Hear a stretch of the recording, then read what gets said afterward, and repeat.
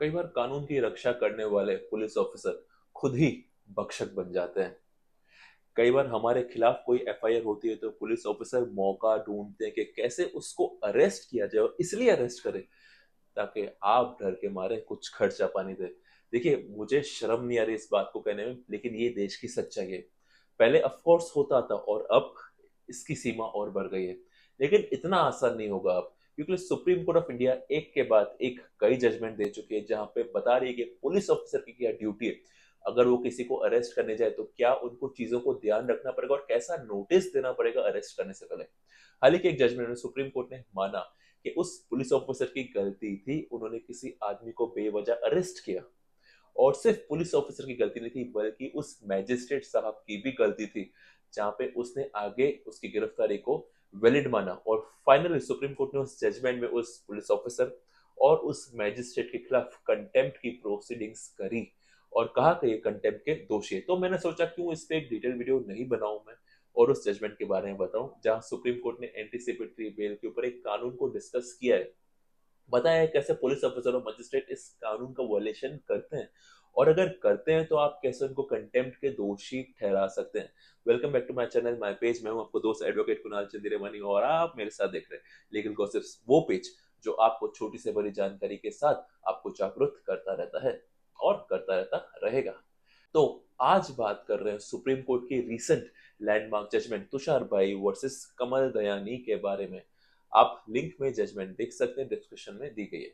इस जजमेंट के फैक्ट्स जानना जरूरी है। इस केस में एक आरोपी के खिलाफ एफआईआर दर्ज होती है कि उन्होंने किसी से पैसे लिए और पैसे लेने के बदले उन्होंने किसी को शॉप देनी थी और शॉप नहीं दी, तो इस तरह से कंप्लेनेंट के खिलाफ एक अपराध किया 420 406 का, या चीटिंग की, ब्रीच ऑफ ट्रस्ट किया। तो इस केस में उनके खिलाफ एक एफआईआर दर्ज होती है। जब एफआईआर दर्ज होती है तो आपको पता है हम और हमारे पास दो ऑप्शन रहते हैं।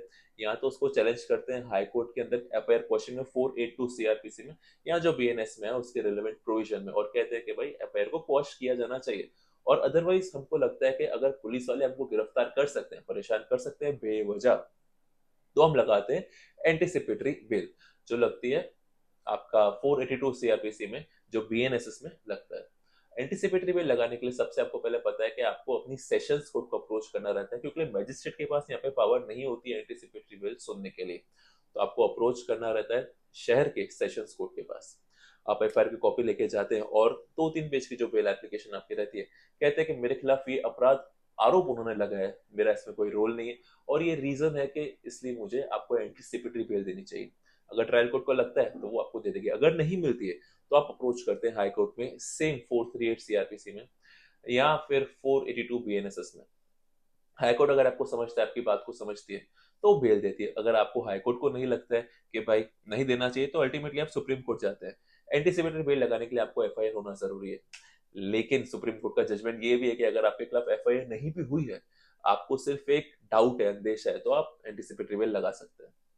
अब एंटीसिपेटरी बिल का एक बहुत सेटल्ड कानून है कि आपको एंटीसिपेटरी बिल मिल गई, यानी आपको अग्रिम जमानत मिल गई, तो कोई पुलिस वाला आपको अरेस्ट नहीं कर सकता है। क्योंकि एंटीसिपेटरी बिल का मिलने का मतलब ये है कि जब तक आपकी ट्रायल चल रही है तब तक आपको कोई परेशान नहीं करेगा। अगर ट्रायल में कन्विक्शन है, that is a different thing. लेकिन ये आज भी पुलिस ऑफिसर नहीं समझते, यहां तक कि मैजिस्ट्रेट नहीं समझते, with due respect. This is sorry state of affairs. लेकिन ये जजमेंट में क्या होता है बताइए।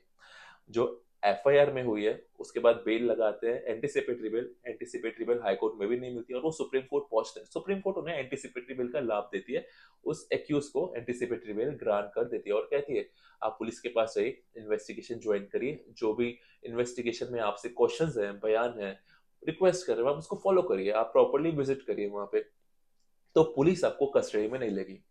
अब जिस एक्यूज को एंटीसिपेटरी बेल मिल चुकी होती है उसके दिमाग में एक ही क्वेश्चन रहता है, मुझे आज की तारीख में एंटीसिपेटरी बेल का लाभ मिल गया है, तो मुझे कोई चिंता की बात नहीं। तो वो सुप्रीम कोर्ट के ऑर्डर को फॉलो करते हुए जाते हैं नीचे पुलिस ऑफिसर के पास, जो इन्वेस्टिगेशन ऑफिसर होता है, कहता है कि मुझे एंटीसिपेटरी बेल है, यहाँ पे मुझे सेव करने को बोला है, मुझे इन्वेस्टिगेशन को फॉलो करने को बोला है, मैं आपके पास आया हूँ, क्या इन्वेस्टिगेशन करनी है मुझे बताइए। 2-3 बार वो जाता है, बयान भी देता है। लेकिन वो इन्वेस्टिगेशन ऑफिसर को एक नोटिस इशू करते हैं उनको। वो जब नोटिस इश्यू करते हैं, कहते हैं कि आपको सो एंड सो डेट को जो हमारे मैजिस्ट्रेट साहब है वहां पे अपियर होना है और वहां पे आपको आके अपनी अपीयरेंस देनी है। पिटिशन उससे चौंक जाता है कि भाई मुझे एंटीसिपेटरी बेल मिली है एज एन एक्यूज, तो मुझे मैजिस्ट्रेट के पास अपीयर क्यों होना है? ओके ठीक है, नोटिस है, तो वो जाके अपीयर होता है। जब वो मैजिस्ट्रेट्स आपके पास जाते हैं तो आईओ उन्हें रिक्वेस्ट करते हैं कि हमें इनके खिलाफ और भी फर्दर इन्वेस्टिगेशन करनी है, तो हमें कस्टोडियल इन्वेस्टिगेशन, कस्टोडियल इंट्रोगेशन की जरूरत है, तो आप हमको पुलिस कस्टडी दें, हमें 2-4 दिन रखना है पुलिस कस्टडी में, हम और जांच करेंगे। अब एक्यूज चीख चीख कर कहता है अपने लॉयर के थ्रू कि सर सुप्रीम कोर्ट ने मुझे एंटीसिपेटरी बेल ग्रांट किए, तो पुलिस कस्टडी आप मुझे नहीं दे सकते, सिंपल चीज। अब आप किस कानून में गिरफ्तार करोगे मुझे ये बताइए। लेकिन ये बात मैजिस्ट्रेट साहब नहीं समझते। मैजिस्ट्रेट साहब कहते हैं नहीं, सुप्रीम कोर्ट ने आपको कहीं मना नहीं किया गिरफ्तार करने से, एंटीसिपेटरी बेल दी है, लेकिन आपको बोला इन्वेस्टिगेशन ज्वाइन करने के लिए, अगर आईओ को लगता है तो वो आपकी पुलिस कस्टडी मांग सकता है। तो मैजिस्ट्रेट साहब भी उस आईओ की रिक्वेस्ट को अलाउ करके उसकी पुलिस कस्टडी दे देता है और उनको वहां से डायरेक्ट पुलिस कस्टडी भेज दिया जाता है। अब आप ये चीज समझे कि अगर एंटीसिपेटरी बेल हो गई तो किस बात की, किस लॉ में जुडिशियल कस्टडी आती है। अल्टीमेटली एक्यूज वापस पहुंचते हैं honourable supreme court of India के पास। सुप्रीम कोर्ट ऑफ इंडिया में बात रखते हैं। ये सुन के सुप्रीम कोर्ट हैरान हो गई।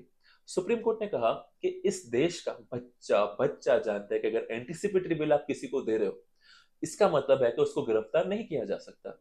और वो तो इन्वेस्टिगेशन ऑफिसर है, उससे ये कैसे एक्सपेक्ट कर रहे हैं कि उसको कानून नहीं पता होगा? अरे आईओ छोड़िए, उस मैजिस्ट्रेट को तो पता होना चाहिए, गुजरात के मैजिस्ट्रेट को, कि अगर किसी को एंटी बेल दिया है अब उसको गिरफ्तार नहीं कर सकते। उसकी पुलिस, अगर पुलिस कस्टडी मांग रहा है तो आपको मना करना रहेगा, सुप्रीम कोर्ट का ऑर्डर है ये एंटीसिपेटरी बिल का।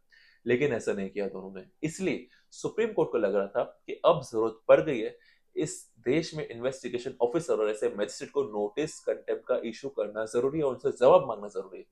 फाइनली नोटिस इशू होता है, दोनों भाग के सुप्रीम कोर्ट पहुंचते हैं अपनी दलीलें लेके। मैजिस्ट्रेट साहब ये दलील देते हैं कि हमारे गुजरात में यही प्रैक्टिस है, ऐसा होता है। सुप्रीम कोर्ट कहती है आपके वहां पे कुछ भी चलता है वो हमें फर्क नहीं पड़ता, लॉ सेटल्ड है, हमें आपसे एक्सपेक्टेशन है कि आप लॉ फॉलो करिए, आपने लॉ फॉलो नहीं किया, अब आपका क्या इंटेंशन है वी डोंट नो। आपके इस एक्ट के कारण एक आदमी जेल गया है जो हमें मंजूर नहीं है। फाइनली सुप्रीम कोर्ट ने उस आयु और उस मैजिस्ट्रेट के खिलाफ कंटेम्प्ट की प्रोसीडिंग्स शुरू की, दोषी माना और सजा भी दी। अब सजा क्या है that is not the subject. आज की तारीख में उन दोनों के खिलाफ कंटेम्प्ट में दोषी माना और कहा कि हमने एक नहीं 100 जजमेंट दिए जहां पे हमने बताया एंटीसिपेटरी बेल मिल गई तो टिल कंक्लूजन ऑफ ट्रायल आपको कोई अरेस्ट नहीं कर सकता, आपको हाथ नहीं लगा सकता। इस जजमेंट से एक बात बहुत क्लियर होती है कि अगर एंटीसिपेटरी बेल अगर आपको मिल गई है तो आपको कोई अरेस्ट नहीं कर सकता, लेकिन अब भी आपको कोई अरेस्ट करता है तो आप इस जजमेंट का दावा, इस जजमेंट को दिखा के आप अपनी एंटीसिपेटरी बेल को वैलिड कर सकते हैं। अगर मैजिस्ट्रेट फिर भी ऐसा करता है तो आपको पता है आपको कहाँ जाना है। और अगर आपके दिमाग में कुछ और भी क्वेश्चंस है, कुछ क्वेरीज है या कुछ और लीगल ओपिनियन चाहिए तो आप मुझे कांटेक्ट कर सकते हैं। मैंने अपना व्हाट्सएप नंबर डिस्क्रिप्शन में डाल दिया है, हाँ मुझे व्हाट्सएप करिए, अपॉइंटमेंट लीजिए। और एक बात समझ के रखिए, ज्ञान कभी मुफ्त का नहीं होता, एडवांस फीस देनी रहती है। बट हाँ एक चीज और याद रखिए, ये हर एक केस में आपके सेम ग्राउंड्स नहीं जाते, आपके केस के हिसाब से आपके ग्राउंड्स आते हैं, आपके केस के हिसाब से आपकी एडवाइस आती है। सो एक वीडियो देखिए, आप अजम्पशन में नहीं चले जाना कि आपके साथ भी ऐसा ही है तो आपको भी यही ग्राउंड्स लगेंगे, आपको भी यही लॉ फॉलो करना पड़ेगा। लॉ सबके लिए सेम है बट आपके ग्राउंड्स, आपके सर्कमटेंसेस अलग होते रहते हैं। चलिए इसी के साथ हम अंत करते हैं इस वीडियो का। तब तक के लिए बने रहिए मेरे पेज पे know your rights, you will learn it better. जय श्री राम।